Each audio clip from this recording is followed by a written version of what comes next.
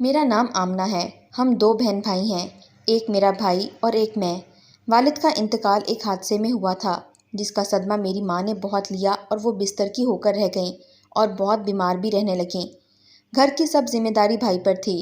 بھائی ویسے تو بہت اچھے تھے لیکن ایک بات مجھے اس کی بہت بری لگتی تھی، وہ شادیوں کا بہت شوقین تھا اور ایک وقت میں 3 بیویاں رکھتا اور سب ایک دوسرے کے ساتھ بہت سلوک سے رہتیں، کبھی آپس میں نہیں لڑیں۔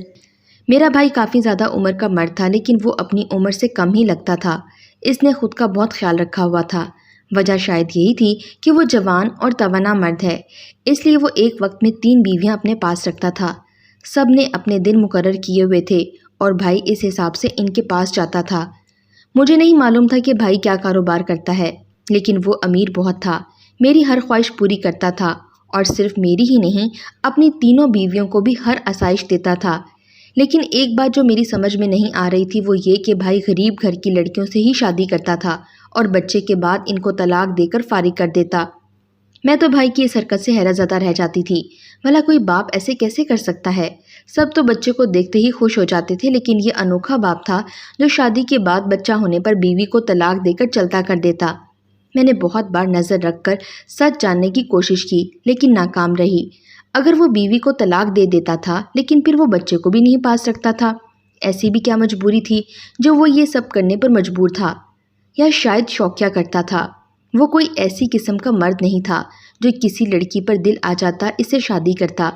کردار کا کافی کھرا تھا میرا بھائی، لیکن بس یہ طلاق والی بات مجھ سے ہضم نہیں ہوتی تھی، اور طلاق کے بعد وہ دوبارہ شادی کی خواہش کرتا تو اماں تو یہ سب کر نہیں سکتی تھیں، اس لیے مجھے ہی اس کے لیے لڑکی دیکھنی پڑتی تھی اور میں لڑکی دیکھتے ہی اس کا بیاہ رچا دیتی تھی۔ اب بھی اس کی شادی کو 1 سال ہی ہوا تھا۔ میری تینوں بھابیاں آپس میں سلوک سے ہی رہتی تھیں، تینوں زیادہ بات نہیں کرتی تھیں آپس میں، تینوں کو گھر کا الگ الگ پورشن دیا گیا تھا، لیکن آج کل ایک بھابھی کی طبیعت ناساز رہنے لگی تھی۔ مجھے پورا شک تھا کہ وہ حاملہ ہو چکی ہیں، لیکن اب مجھے افسوس بھی ہو رہا تھا کیونکہ میں جانتی تھی کہ بچہ پیدا ہوتے ہی بھائی اسے طلاق دے کر گھر سے نکال دے گا، لیکن میں کچھ کر بھی نہیں سکتی تھی کیونکہ بھائی نے سختی سے بتانے کو منع کیا ہوا تھا کہ اگر بچہ ہوا تو طلاق دے کر گھر سے نکال دے گا۔ یہ بات کسی کو بھی کانوں کان خبر نہ ہوتی اور میں نے بھی یہی کیا ہوا تھا، میں کسی کو خبر نہ لگنے دیتی۔ آج بھائی 4 کلو آم لے کر آیا تھا اور سب سے بڑی بیوی کو دے کر کہا، سارا آج تم یہ سارے آم اکیلی کھاؤ گی اور کھانے کے بعد دھوپ میں بیٹھ جانا اور پورے 2 گھنٹے بعد کمرے میں آ جانا، میں تمہارا انتظار کروں گا۔ میں نے جب بھائی کی یہ بات سنی تو حیرت سے دنگ رہ گئی، بھلا کیسے اکیلی یہ سب کھائے گی اور اس کے بعد دھوپ میں پورے 2 گھنٹے بھی بیٹھے گی، اور وہ بھی اتنی گرمی میں۔ جون کا مہینہ چل رہا تھا اور گرمی اپنے پورے زوروں پر تھی، اوپر سے بھائی کی یہ فرمائش میرا خون کھول رہا تھا، لیکن وہ بڑا بھائی تھا، میں سوال نہیں کر سکتی تھی۔ لیکن پریشانی اب مجھے بھابھی کی تھی کیونکہ وہ پریشان ہونے کے باوجود اپنے شوہر کی بات کو منع نہیں کر پائی تھی۔ اسے بھی پتا تھا کہ یہ سب مشکل ہے لیکن وہ کرنے پر مجبور تھی، اب اسے کرنا تھا یہ سب۔ اس نے پلیٹ اور چھری لے کر ان کو کاٹنا شروع کیا۔ میں بھی بھابھی کے ساتھ بیٹھ کر ان کی مدد کرنے لگی اور بولی، بھابھی آپ کیوں بھائی کی یہ بات مان رہی ہو؟ منع کر دیتی، اتنا زیادہ آم کھاؤ گی دانت کھٹے ہو جائیں گے اور معدے میں الگ درد اٹھے گی، آپ کا تو معدہ بھی کمزور ہے۔ ارے کچھ نہیں ہوتا جھلی، سر کے سائیں کی بات ماننی پڑتی ہے، اور وہ محبت بھی تو کتنی کرتے ہیں مجھ سے۔ اب اگر میں منع کر دیتی تو ناراض ہو جاتے، اور اگر شوہر ناراض ہو تو اللہ بھی ناراض ہوتا ہے، جبکہ شیطان تو چاہتا ہی یہی ہے کہ میاں بیوی میں لڑائی ہو، اس کا پسندیدہ عمل ہی یہی ہے، اور میں کوئی موقع نہیں دینا چاہتی ان کو کہ وہ ناراض ہو جائے مجھ سے۔ اور ویسے بھی میں اکیلی بیوی تھوڑی ہوں ان کی 3 بیویاں ہیں، اگر میں نے منع کر دیا تو وہ سدرا یا شمائلہ کو کہہ دیں گے، لیکن مجھ سے ناراض بھی ہو جائیں گے۔ تم نہیں سمجھ سکتی یہ بات، اگر میں ان کی اکیلی بیوی ہوتی تو نخرے دکھا لیتی اور ناز بھی اٹھوا لیتی، لیکن اس گھر میں میرے علاوہ میری 2 سوتنیں بھی موجود ہیں، وہ ضرور یہ کام کر کے اپنا نمبر بڑھا لیتی۔ بے شک وہ دونوں بہت اچھی ہیں لیکن شوہر کی توجہ کے لیے بھی وہ ایسا کوئی بھی کام کر لیتی، اور تمہارے بھائی یہ کام ہی بس عجیب کرواتے ہیں، ورنہ تو ہم تینوں سے بہت محبت کرتے ہیں۔ بھابھی نے ہنستے ہوئے جواب دیا اور دوبارہ سے کام میں لگ گئیں۔ اب سارے آم کاٹنے کے بعد وہ بیچ سے کھانا شروع کر چکی تھیں۔ میں اس کے پاس بیٹھی باتیں کرتے اس کا دھیان بٹا رہی تھی تاکہ اس کو یہ کام زیادہ مشکل نہ لگے، اس لیے میں نے دوبارہ باتوں کا سلسلہ شروع کیا۔ لیکن بھابھی ایک بات ہے جو مجھے بہت عجیب بھی لگتی ہے اور کھٹکتی بھی ہے۔ میں نے تعجب سے اس سے پوچھا تھا تو وہ آم چباتے ہوئے حیران نظروں سے میری طرف دیکھنے لگی، شاید پوچھنا چاہ رہی تھی کہ کیا بات ہے جو عجیب لگتی ہے۔ میں نے ذرا ڈرتے ہوئے ہی اسے بتایا کہ مجھے آپ سے پسینے کی بہت ہی گندی بدبو آتی ہے، کیا بھائی کو برا نہیں لگتا؟ میری بات سننے کے بعد پہلے تو وہ حیران ہوئیں، پھر مسکرا کر میری طرف دیکھنے لگیں اور بولیں، پگلی تو نہیں سمجھے گی، لیکن میں تجھے بتا دیتی ہوں، اصل میں تیرے بھائی کو میرے پسینے کی خوشبو کافی پسند ہے، جس کا اظہار وہ کئی بار کر بھی چکے ہیں۔ تم نے نہیں دیکھا کہ میرے کمرے میں ایک بھی پرفیوم موجود نہیں ہے؟ وجہ یہی ہے ان کو پسند ہی نہیں کہ میں کوئی بھی پرفیوم لگاؤں، ان کو میرا پسینہ ہی پسند ہے۔ میں بھابھی کی بات سنتے ان کو عجیب نظروں سے دیکھنے لگی۔ مجھے یہی لگا کہ وہ جھوٹ بول رہی ہیں، بھلا کوئی شوہر کیوں اپنے بیوی کے پسینے کو پسند کرے گا؟ مجھے تو اتنی گندی بدبو آتی تھی کہ سانس لینا بھی دشوار ہو جاتا تھا، لیکن بھائی بھی عجیب تھا اور اس کی بیویاں بھی عجیب ہی تھیں جو اس کی بات مان بھی لیتی تھیں، اوپر سے مجھے ایسی ایسی باتیں بتاتی کہ میں واقعی حیران رہ جاتی تھی۔ ابھی تک طلاق والا قصہ نہیں سلجھا تھا کہ بڑے بھائی نے ایک اور بات بتا دی تھی، اور پسینے کی بات بتاتے ہوئے وہ یوں شرما رہی تھی جیسے نئی نویلی دلہن ہو۔ میں نے بھابھی کی بات پر ذرا کان نہیں دھرے تھے کیونکہ مجھے اس بات میں کوئی بھی سچائی نظر نہیں آئی تھی۔ میں خاموشی سے اسے آم کھاتے ہوئے دیکھنے لگی۔ کتنی بار وہ بیچ میں پانی بھی پی چکی تھیں، لیکن آم ابھی تک کافی بچا ہوا تھا۔ بھابھی پچھلے 10 منٹ سے لگاتار آم کھاتے جا رہی تھیں۔ میرے ذہن میں آئیڈیا آیا تو میں نے آم لے کر جوسر میں اس کا جوس نکال لیا اور بھابھی کو لا کر دے دیا۔ بھابھی نے تشکر بھری نظروں سے مجھے دیکھا اور سارا جوس پی گئیں اور مجھے زور سے گلے لگایا اور میرا گال چوم لیا۔ مجھے تو لگا تھا کہ آج پورا دن اس میں نکل جائے گا، لیکن تم نے میری مدد کر دی۔ اب بس چھت پر جا کے 2 گھنٹے دھوپ میں بیٹھنا ہے، اس کے بعد کمرے میں جانا ہے تمہارے بھائی کے پاس۔ بھابھی نے دوپٹے کا کونا پکڑتے ہوئے شرما کر کہا تھا۔ میں نے دیکھا کہ بھابھی تو ابھی ہی پسینے میں نہائی ہوئی تھیں، اگر 2 گھنٹے دھوپ میں رہیں تو کتنی بدبو آنے لگے گی اس کے جسم سے، اور بھائی کیسے برداشت کرتا تھا؟ اس بات پر مجھے حیرت تھی، لیکن یہ حکم بھی بھائی کا اپنا ہی تھا، اس لیے میں خاموش ہی رہی۔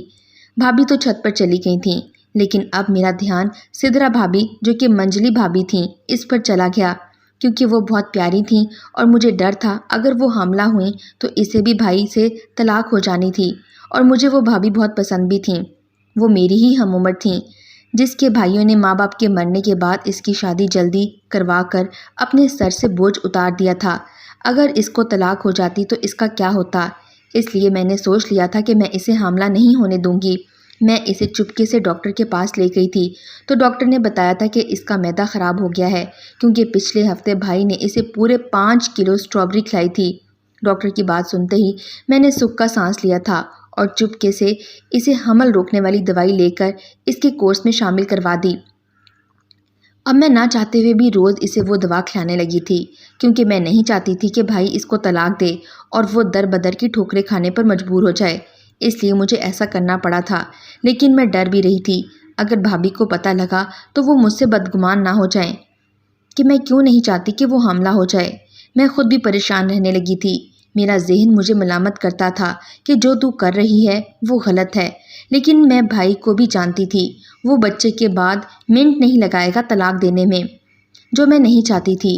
لیکن اب میرے ذہن میں اور سوچیں بھی جنم لے رہی تھیں، اور وہ یہی تھی کہ جب میری شادی ہوگی تب بھی تو وہ حاملہ ہو سکتی ہیں، تب بھابھی کا کیا ہوگا؟ اب مجھے اس راز سے پردہ اٹھانا ہی تھا۔ کیوں بھائی بچے کے بعد بیویوں کو طلاق دے دیتا تھا، اور عموماً تو لوگ خوش ہوتے ہیں، لیکن میرا بھائی سب سے الگ ہی تھا۔ میرے ذہن میں بہت ساری سوچیں بیک وقت چل رہی تھیں، جس کی وجہ سے میں خود ہی بیمار ہو کر بستر سے لگ گئی تھی، اور شاید یہ غلط ہوا تھا۔ سب میرے پاس میرا حال پوچھنے بھی آتی تھیں اور میرا خیال بھی رکھ رہی تھیں۔ میں مسکرا کر ان کو دیکھتی تھی کیونکہ وہ سب مجھ سے بہت پیار کرتی تھیں۔ آج پھر بھائی نے اپنی سب سے چھوٹی اور آخری بیوی شمائلہ بھابھی کو 4 کلو آڑو لا کر دیے اور کہا، یہ کھانے کے بعد فلاں کمرے میں جا کر سو جانا، میں 1 گھنٹے کے بعد آ جاؤں گا، پھر تم میرے کمرے میں آ جانا، میں تمہارے لیے ڈھیر ساری شاپنگ کر کے لایا ہوں۔ بھائی نے خوشی سے بھابھی کو بتایا اور وہ بھی خوشی خوشی راضی ہو گئیں۔ اب بھائی تو کمرے میں چلا گیا تھا، لیکن بھابھی آڑو کھانے میں مصروف ہو چکی تھیں۔ میں چونکہ بیمار تھی تو ان کی مدد نہیں کر پائی، لیکن اسے کہہ دیا کہ 2 کلو کا جوس بنا لو اور 2 کلو ایسے ہی کھا لو، زیادہ آسانی رہے گی۔ بھابھی نے میری بات سنتے ہی اس پر عمل بھی کیا تھا۔ جوس بنا کر وہ سارا پی چکی تھیں۔ اس دوران وہ پسینے میں نہا چکی تھیں۔ اس کی ساری گردن سے پسینہ بہہ رہا تھا، لیکن وہ پھر بھی اپنے دوپٹے سے پسینہ صاف کرتی اور جلدی جلدی آڑو کھانے لگتی۔ اس دوران وہ مسکرا کر میری طرف بھی دیکھ رہی تھی۔ یار خالدہ، تمہارے بھائی بڑے ہی اچھے ہیں، مجھے تو سچ میں آڑو بڑے ہی پسند ہیں، اور دیکھو اللہ نے شوہر دیا جو آڑو ہی کھلا رہا ہے۔ وہ ہنستے ہوئے بولی اور دوبارہ سے کھانا شروع کر چکی تھی۔ میں اب گھر کے اس ماحول سے بہت گھبرا جاتی تھی۔ مجھے لگتا تھا بھائی شاید پاگل ہو گیا ہے جو ایسی حرکتیں کرتا رہتا ہے، لیکن وہ پاگل نہیں تھا۔ وہ تو صحیح تھا، لیکن اب میں پاگل ہونے لگی تھی۔ بھائی پہلے بھی 3 بیویوں کو طلاق دے کر فارغ کر چکا تھا، لیکن میں اس بار ایسا کچھ بھی نہیں ہونا دینا چاہتی تھی۔ لیکن میں آخر کہاں تک یہ سب کچھ روک سکتی تھی؟ میری کوشش کے باوجود بھی مجھے لگ رہا تھا کہ شمائلہ حاملہ ہو چکی ہے، کیونکہ اس کے وزن کے ساتھ ساتھ اس کا پیٹ بھی بڑا ہوتا جا رہا تھا۔ اور آج جب وہ میرے والے کمرے میں گئی تو 5 منٹ بعد ہی بے ہوش ہو گئی تھی۔ ہمیں لگ رہا سو رہی ہے۔ جب بھائی نے جا کر دیکھا تو وہ بے ہوش پڑی تھی۔ بھائی نے جلدی سے اسے ہسپتال منتقل کیا تھا، تب ہمیں یہ پتہ لگا کہ وہ حاملہ ہو چکی ہے۔ اس کے بعد بھابھی تو بڑی خوش نظر آ رہی تھیں، کیونکہ اس کی نظر میں اب اس کی اہمیت بڑھنے والی تھی، اور دوسری بھابیاں مرجھائی مرجھائی گھوم رہی تھیں۔ شاید ان کو بھی یہی لگ رہا تھا کہ اب چھوٹی بیوی کی عزت اور اہمیت بڑھ جائے گی، لیکن سچ صرف میں اور بھائی ہی واقف تھے، کیونکہ اب بھائی بچے کے بعد اس کو چھوڑنے والا تھا، اور یہ سب اس کے انداز سے ہی پتہ لگ رہا تھا۔ اب تو شمائلہ بھی پریشان رہنے لگی تھی۔ جیسا وہ سوچ رہی تھی ویسا تو کچھ بھی نہیں ہو رہا تھا، الٹا بھائی اب اکھڑے اکھڑے سے رہتے تھے۔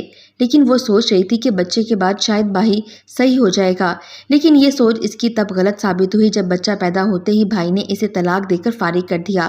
وہ بہت روئی، لیکن بھائی تو پتھر کا بن چکا تھا، اس پر اثر نہ ہوا۔ لیکن دوسری 2 بھابیاں اب پریشان ہو گئی تھیں۔ ان کو پتہ لگ گیا تھا کہ اب اگر وہ حاملہ ہوئیں تو ان کو بھی طلاق ہو جائے گی، اس لیے اگلے روز سے ہی اب وہ خود چھپ کر سب حمل روکنے والی دوا کھانے لگی تھیں۔ ایک بار بھائی نے بڑی بھابھی کو دوائی کھاتے ہوئے پکڑ لیا تھا تو بہت مارا تھا کہ گناہ کا کام کرتی ہے۔ میں اب تنگ آ گئی تھی بھائی سے۔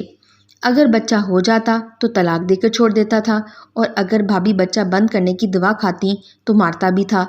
اب بھابیاں کافی محتاط رہنے لگی تھیں اور کھانے میں ملا کر دوائی استعمال کرتی تھیں۔ آخر ان کو اپنی شادی بھی تو بچانی تھی، اس لیے ایسا کر لیتی تھیں۔ اب چونکہ بھائی کو 2 بیویاں تھیں تو بھائی میرے پاس آتے تیسری شادی کے لیے لڑکی دیکھنے کا بول چکا تھا۔ میں نے اب رات سے پردہ اٹھانا ہی تھا، اس لیے میں نے ایک ترکیب سوچی اور اس پر عمل کرنے کے لیے اپنی سہیلی کے گھر چلی گئی۔ وہ بہت غریب تھی اور اس کا باپ اسے بہت مارتا بھی تھا۔ ماں مر چکی تھی، مجھے اس پر رحم آتا تھا، اور اب میرے پاس یہ آئیڈیا تھا جس سے اس کی زندگی بھی سنور جاتی اور مجھے بھائی کا راز بھی پتہ چل جاتا۔ نورین بہت بہادر تھی، اس لیے میں نے اسے اپنے ساتھ ملانے کا سوچا۔ باقی بھابیاں تو بھائی سے اتنا ڈرتی تھیں کہ وہ بھائی کو میرا ہی سچ بتا دیتی، اس لیے میں نے ان کو کچھ بھی نہیں بتایا اور نورین کو ساری حقیقت بتا دی۔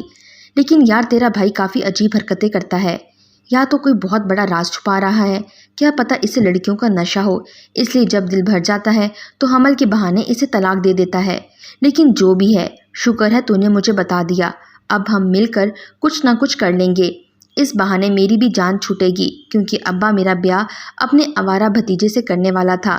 تو رشتہ بھیج، ابا پیسے کی لالچ میں مان جائے گا۔ اور یہی ہوا تھا۔ میں نے اپنی ہی دوست کو بھابھی بنا کر گھر بلا لیا تھا، اور اب ہر طرح سے وہ بھائی پر نظر رکھتی تھی، کبھی بھی بھائی کو اکیلا نہیں چھوڑتی تھی۔ اس نے سوچ لیا تھا کہ سچ جاننے کے بعد ہی دم لوں گی۔ بھائی اب نورین پر زیادہ وقت صرف کرتا تھا، اپنا سارا وقت اسے ہی دیتا تھا۔ باقی بھابھیوں کو میں نے کہا تھا کہ صبر سے کام لیں، اب ان کی مشکلات حل ہونے والی ہیں، اس لیے انہوں نے کوئی احتجاج نہیں کیا۔ پتہ نہیں نورین کیا کر رہی تھی، لیکن بھائی اس کی ہر بات مانتا جا رہا تھا۔ میں نے جب اسے وجہ پوچھی تو بولی یار شوہر کو مٹھی میں بند کرنا ہے تو میٹھی باتیں اور اس کی پسند کا کام کرنا چاہیے، جو میں دل کھول کر رہی ہوں، اس لیے میں کافی حد تک اس کی رازدار بن چکی ہوں۔ اب اس سے بات پتہ چلی ہے کہ وہ جان بوجھ کر باقی دونوں بیویوں کو تیز خوشبو والا پھل کھلاتا ہے اور گرمی میں رکھتا ہے، کیونکہ اسے ان کا پسینہ بہت پسند ہے، اور میرے ساتھ بھی اکثر ایسا ہی کرتا ہے۔ مجھے تو ویسے بھی پسینہ بہت زیادہ آتا ہے، اس لیے مجھے پھل نہیں کھلاتا، لیکن دن میں 4 جوڑے تبدیل کرواتا ہے، اور جوڑے بھی غائب کر دیتا ہے، اس کے بعد نئے جوڑے دیتا ہے، لیکن نہانے کی اجازت بس رات میں دیتا ہے، سونے کے وقت۔ اب اس کے پیچھے کیا راز ہے یہ ابھی تک نہیں پتہ چل سکا، لیکن میں بہت جلد یہ سچ بھی جان لوں گی۔ نورین کی باتیں سن کر اب مجھے یقین ہو گیا تھا کہ بھائی پسینے کا دیوانہ ہے، لیکن کیوں اور کیا وجہ ہے یہ سب کرنے کی؟ اگر نورین کو ویسے ہی پسینہ نہ آتا تو اس کو بھی ڈھیر سارے پھل کھانے پڑتے۔ آج صبح ہوتے ہی بھائی نے بھابھیوں کو سارے دھونے والے کپڑے ایک بڑے سے شاپر میں ڈالے اور ان کو لے کر گھر سے چلا گیا۔ میں تو حیران رہ گئی تھی، کیونکہ اس کا بس مجھے ہی علم تھا، کیونکہ میں نے خود اپنی آنکھوں سے بھائی کو یہ سب کرتے ہوئے دیکھ لیا تھا۔ میں جلدی سے بھاگی تھی اور نورین کو جا کر سب بتایا تو اس نے بھائی کو روک لیا تھا اور خود بھی سج دھج کر اس کے ساتھ چل پڑی۔ بھائی نے اسے ڈھیر ساری شاپنگ کروائی اور کھانا کھلا کر 1 گھنٹے بعد گھر چھوڑ دیا اور خود کہیں چلا گیا۔ میں نے اور نورین نے چپکے سے اس کا پیچھا کیا تھا اور نظر ایک کپڑے کی فیکٹری پر پڑی تھی۔ بھائی اس کے اندر ہی گیا تھا۔ ہم دونوں نے ایک دوسرے کو حیران نظروں سے دیکھا اور اندر کی طرف بڑھے۔ ہمیں لگا وہ ہمارے پہنے ہوئے کپڑے شاید بیچتا تھا، لیکن اندر آ کر جو سچ سامنے آیا، پیروں تلے سے زمین نکل گئی۔ تو یہ وجہ تھی جس کی وجہ سے وہ اپنی ہی اولاد کو خود سے دور کر دیتا تھا اور بیوی کو بھی چھوڑ دیتا تھا۔ میری آنکھوں سے آگے کا منظر دیکھتے ہی آنسو ٹوٹ کر گر پڑے۔ وہی نورین مجھے دلاسا دے رہی تھی۔ میں خود بھی لڑکی تھی اور یہ سوچ کر ہی روح کانپ رہی تھی، اگر مجھے بھی میرے ہی بھائی کی طرح شوہر ملا تو میرا کیا ہوگا؟ جانے انجانے میں بھی اس کا ہی ساتھ دے رہی تھی۔ بھائی سب کو کام سمجھا رہا تھا۔ کیا کر رہے ہو تم سب؟ یہ لو کپڑے جلدی سے مشینوں میں ڈالو، مجھے صبح تک سارا مال تیار چاہیے۔ اور بہت اچھا کیا ہے جو باہر کپڑے کی فیکٹری کا بورڈ لگا دیا ہے، اب کسی کو شک بھی نہیں ہوگا اور میں ہمیشہ ہی ایسے مالا مال رہوں گا، میری تو نسلیں بیٹھ کر کھائیں گی۔ اب وہ اپنی باتوں میں ہی مصروف تھا جب اس کی نظر مجھ پر پڑی تھی اور اس کے باقی کے الفاظ اس کے منہ میں ہی دم توڑ چکے تھے۔ مجھے اور نورین کو دیکھتے ہی اس کا رنگ فک ہو چکا تھا۔ یقیناً اسے اندازہ ہو چکا تھا کہ ہم سچ معلوم کرنے آئے ہیں۔